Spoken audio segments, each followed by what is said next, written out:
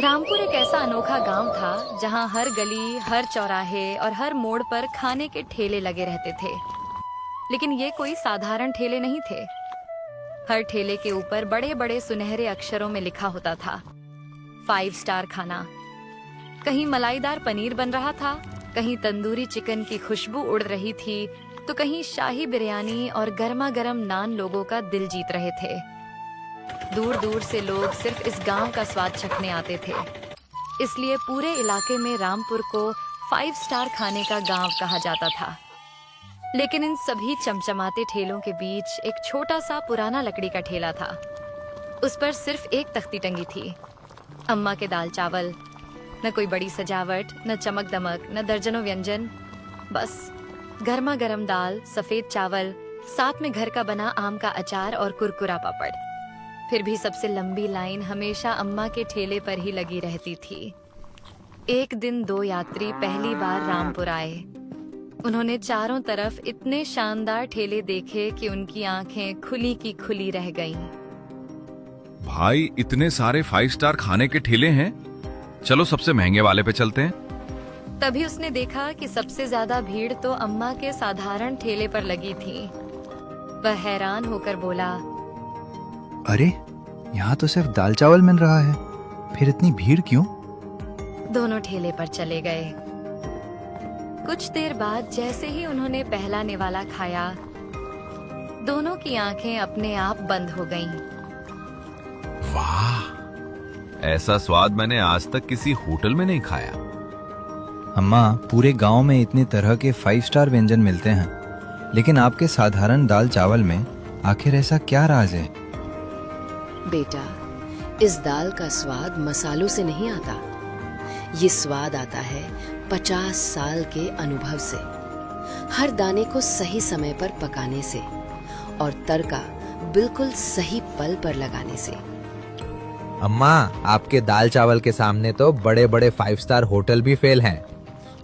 उस दिन भी शाम तक अम्मा के ठेले पर भीड़ कम नहीं हुई, लेकिन किसी को जरा भी अंदाजा नहीं था कि अब ये स्वादिष्ट दाल चावल गांव वालों को ज्यादा दिनों तक खाने के लिए नहीं मिलने वाले थे। अगली सुबह अम्मा रोज की तरह अपने दाल चावल के ठेले की ओर निकल पड़ी, लेकिन आज कुछ अजीब था। पूरी सड़क सुनसान पड़ी थी। जहां रोज 5 स्टार खाना लिखे ठेले सजे रहते थे, वहां एक भी ठेला दिखाई नहीं दे रहा था। अम्मा हैरानी से इधर उधर देखने लगीं। अरे, ये क्या हो गया? आज एक भी ठेला नहीं खुला। ऐसा तो 50 साल में कभी नहीं हुआ। तभी सामने से एक आदमी घबराया हुआ आता दिखाई दिया। अम्मा ने उसे रोककर पूछा, अरे बेटा, ये सारे ठेले कहाँ गए? किसी का भी ठेला दिखाई नहीं दे रहा। अम्मा, सुबह सुबह मुखिया जी और दरोगा जी आए थे। उन्होंने पूरे गांव के सारे ठेले जब्त कर लिए। क्या? लेकिन क्यों? वो ठेले तो हम सबकी रोजी रोटी हैं। मुझे भी पूरी बात नहीं पता अम्मा, लेकिन आपका ठेला भी ले गए हैं। आप जल्दी जाकर देख लीजिए। अम्मा बिना एक पल गंवाए तेजी से अपनी जगह पहुंची। वहां पहुंचते ही उनके कदम रुक गए। जहां उनका पुराना लकड़ी का ठेला खड़ा रहता था, वहां अब सिर्फ खाली जमीन बची थी। पास ही कई ट्रकों में गांव के सारे ठेले लादे जा रहे थे। मुखिया जी और दरोगा जी वहीं खड़े सब देख रहे थे। मुखिया जी, ये क्या कर रहे हो आप? हमारे ठेले कहाँ ले जा रहे हो? अम्मा, ऊपर से आदेश आया है, सड़क किनारे लगने वाले सारे ठेले जब्त करने हैं। कहा गया है कि इनसे बीमारियां फैलती हैं। 50 साल से किसी को कुछ नहीं हुआ, फिर आज अचानक बीमारी कहाँ से आ गई? इतने में एक चमचमाती गाड़ी वहां आकर रुकी। उसमें से महंगा सूट पहने एक आदमी बाहर निकला। मेरा नाम विक्रम मल्होत्रा है। मैं शहर का सबसे बड़ा 7 स्टार होटल बना रहा हूँ। गांव के सभी ठेले वालों को मैं अपने होटल में नौकरी दूंगा। और अम्मा, आपको तो मैं अपने होटल का मुख्य शेफ बनाना चाहता हूँ। अब समझ में आया। ये सब ठेले बीमारी की वजह से नहीं, तुम्हारे होटल की वजह से हटाए गए हैं। विक्रम हल्का सा मुस्कुराया, लेकिन कुछ नहीं बोला। मैं किसी 7 स्टार होटल में नौकरी नहीं करूंगी। मैं अपने गांव में ही फिर से अपना ठेला लगाऊंगी। अम्मा, अगर आपने दोबारा गांव में ठेला लगाया तो कानून के तहत कार्रवाई होगी। अम्मा ने कोई जवाब नहीं दिया। वह चुपचाप वहां से अपने घर लौट आईं।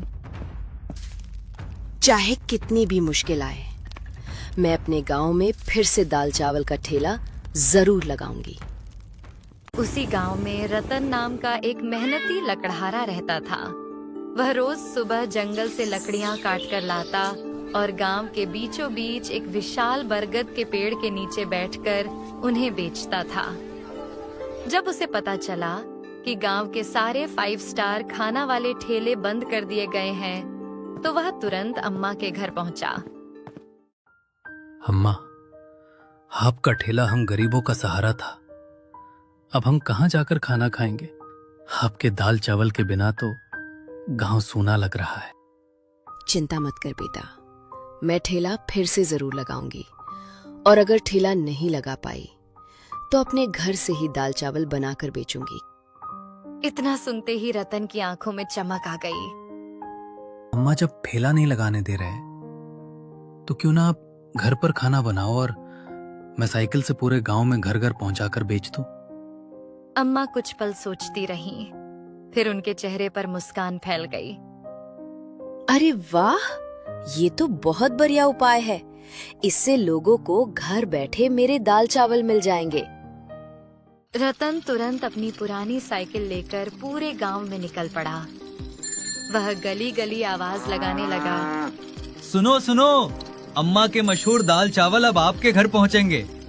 आज दोपहर से घर बैठे खाना मिलेगा। ये खबर आग की तरह पूरे गांव में फैल गई। उधर अम्मा ने मिट्टी के चूल्हे में लकड़ियां जलाईं। एक बड़े भगोने में दाल चढ़ा दी। प्याज, टमाटर, लहसुन और हरी मिर्च बारीक काटकर तड़के की तैयारी कर ली। दूसरे भगोने में खुशबूदार चावल पकने लगे। कुछ देर बाद जैसे ही अम्मा ने गरम घी में जीरा, लहसुन और मसालों का तड़का लगाया, पूरा घर मनमोहक खुशबू से भर गया। तभी रतन वापस आ पहुंचा। अम्मा, आपके तड़के की खुशबू तो पूरे मोहल्ले तक पहुंच रही है। आज तो सारे डिब्बे बिक जाएंगे। अम्मा ने जल्दी जल्दी दाल, चावल, अचार और पापड़ डिब्बों में पैक किए। रतन ने सारे डिब्बे साइकिल पर रखे और घर घर जाने लगा। लोग खुशी खुशी डिब्बे खरीदने लगे। देखते ही देखते आधे डिब्बे बिक गए। लेकिन दूर खड़े मुखिया जी के 2 आदमी यह सब देख रहे थे। दोनों तुरंत भागकर मुखिया जी के पास पहुंचे और सारी बात बता दी। अगर रतन ऐसे ही अम्मा का साथ देता रहा तो हमारा पूरा खेल बिगड़ जाएगा। सबसे पहले इस रतन को ठिकाने लगाना पड़ेगा, तभी वो बूढ़ी अम्मा हमेशा के लिए शांत बैठेगी। शाम तक रतन ने अम्मा के सारे दाल चावल के डिब्बे बेच दिए। वह मुस्कुराते हुए वापस अम्मा के घर पहुंचा। अम्मा, आज तो कमाल हो गया। सभी लोग आपके दाल चावल की बहुत तारीफ कर रहे थे। सबने कहा कि कल और ज्यादा बनाना। ये तो बहुत अच्छी बात है बेटा, मैं कल और ज्यादा बनाऊंगी। यह कहकर वह अपने घर की ओर चला गया। अगली सुबह अम्मा ने पहले से भी ज्यादा मेहनत की। गर्मा गर्म दाल बनाई, खुशबूदार चावल पकाए और अचार पापड़ के साथ सारे डिब्बे तैयार करके रख दिए। वह दरवाजे पर बैठकर रतन का इंतजार करने लगी। 1 घंटा बीत गया, फिर दूसरा, लेकिन रतन नहीं आया। अरे, रतन तो कभी देर नहीं करता। आज क्या बात हो गई? वह तुरंत गांव की गलियों में उसे ढूंढने निकल पड़ी। हर जगह पूछा, लेकिन किसी ने भी रतन को नहीं देखा था। तभी सामने से रतन का दोस्त मोहन आता दिखाई दिया। बेटा मोहन, रतन कहीं दिखाई दिया क्या? नहीं अम्मा, मैं भी उसी को ढूंढ रहा हूँ। वो कल शाम से घर ही नहीं पहुंचा। ये सुनते ही अम्मा के पैरों तले जमीन खिसक गई। क्या? घर भी नहीं गया? नहीं अम्मा, मुझे तो लगा था कि शायद वो आपके घर रुक गया होगा। कुछ तो गड़बड़ है। हमें रतन को हर हाल में ढूंढना होगा। पूरा दिन अम्मा और मोहन गांव की हर गली, खेत, नदी किनारे और जंगल तक उसे खोजते रहे। लेकिन रतन का कहीं कोई पता नहीं चला। रात हो चुकी थी। थकी हुई अम्मा अपने घर में अकेली बैठी थीं। उनकी आंखों में चिंता साफ दिखाई दे रही थी। अचानक रतन उनके सामने आ जाता है। बेटा, तू कहाँ था? हमने पूरा गांव छान मारा। अम्मा, मेरी बात ध्यान से सुनिए। मेरे पास समय बहुत कम है। मुझे मुखिया जी के लोगों ने पकड़ लिया था, पर मैं वहां से भाग आया हूँ। बस मैं जैसे कहता हूँ वैसा करो। मुखिया जी अब हमारे जाल में फंस जाएंगे। रतन ने अम्मा को सारा प्लान समझा दिया। ठीक है बेटा, जैसा तुम कहोगे मैं वैसा ही करूंगी। अगली सुबह अम्मा सीधे मुखिया जी के घर पहुंच गईं। दरवाजे पर अम्मा को देखकर मुखिया जी थोड़े हैरान रह गए। मुखिया जी, मैंने बहुत सोच लिया है। मैं उस 7 स्टार होटल में काम करने के लिए तैयार हूँ। ये सुनते ही मुखिया जी के चेहरे पर खुशी छा गई। वाह अम्मा, आपने बहुत अच्छा फैसला लिया। लेकिन मेरी एक शर्त है। आपकी जो भी शर्त होगी हमें मंजूर है। मुझे पूरे 10 लाख रुपए चाहिए, और वो भी होटल के मालिक के हाथों से। मुखिया जी कुछ पल सोचने लगे, फिर मुस्कुराकर बोले, ठीक है अम्मा, आज शाम तक आपके पैसे पहुंच जाएंगे। शाम होते ही मुखिया जी और होटल का मालिक एक बड़ा बैग लेकर अम्मा के घर पहुंचे। अम्मा, इसमें पूरे 10 लाख रुपए हैं। अब आप हमारे होटल की मुख्य शेफ बन जाएं।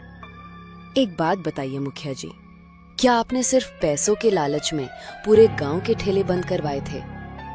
अरे अम्मा, पुरानी बातें छोड़ो। देखो, तुम्हें भी तो पैसे मिल रहे हैं। वैसे भी ठेले लगाकर लोग कितना ही कमा लेते।